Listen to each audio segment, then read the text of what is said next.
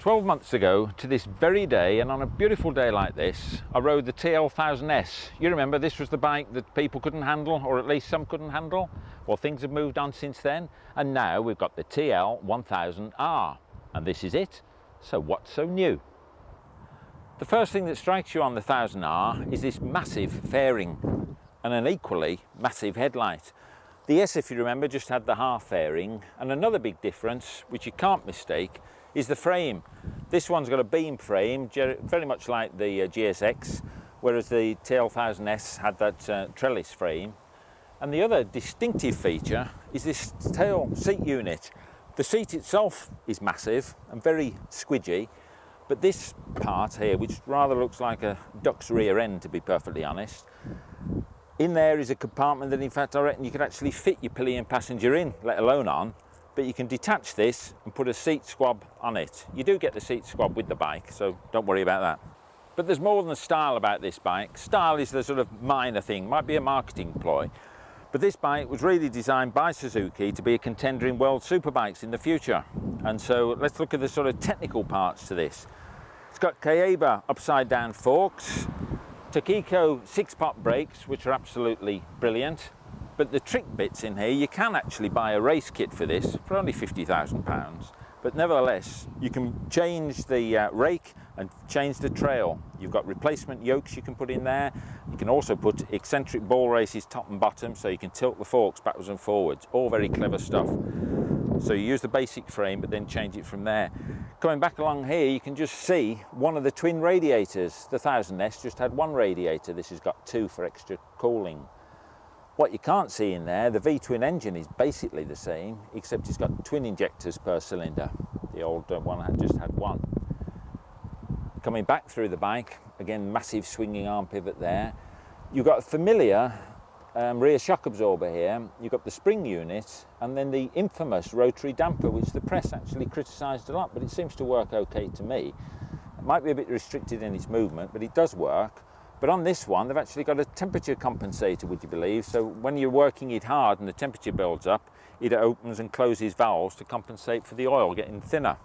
So very clever stuff. It's all rounded off by some racing Metzler rubber, which makes it stick to the road like the old proverbial glue. But don't get the impression that you have to make this a race bike, because it's very cool as it is. Both control levers are fully adjustable for handspan. Nice little thumb wheel there. All the controls are very neat, that we've come to expect from Japanese bikes anyway. The forks, as you can see, are fully adjustable for preload and rebound, so no problem there. It's got a steering damper on, which is hardly necessary in my opinion, but it's a non-adjustable one, so you're stuck with the amount of damping that we've got, but no real problems with that.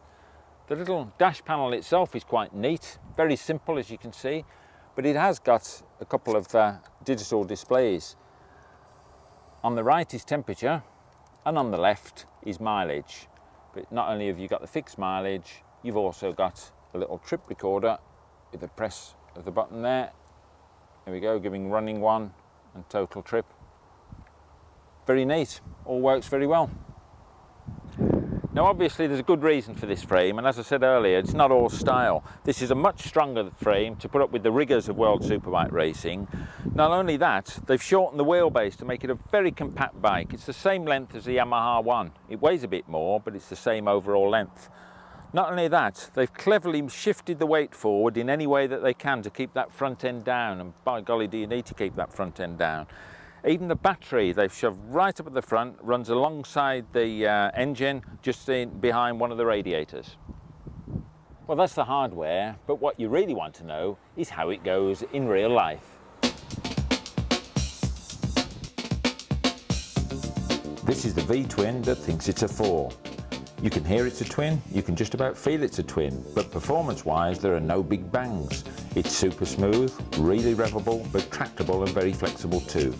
It's got power on top from tick over to a ton 70 with 135 brake there for the asking. 10 more than even an SPS, but it just doesn't feel like it. Having said that, the extra injectors are not there for ornament. Gun it away and the front wheel says goodbye to the tarmac. Hook it up through the slick 6-speed box and you'll see 12,000 revs before you know it. Road holding is also good, but on rough roads the rear shock travel felt limited. It didn't cause any problems, it just didn't feel very compliant.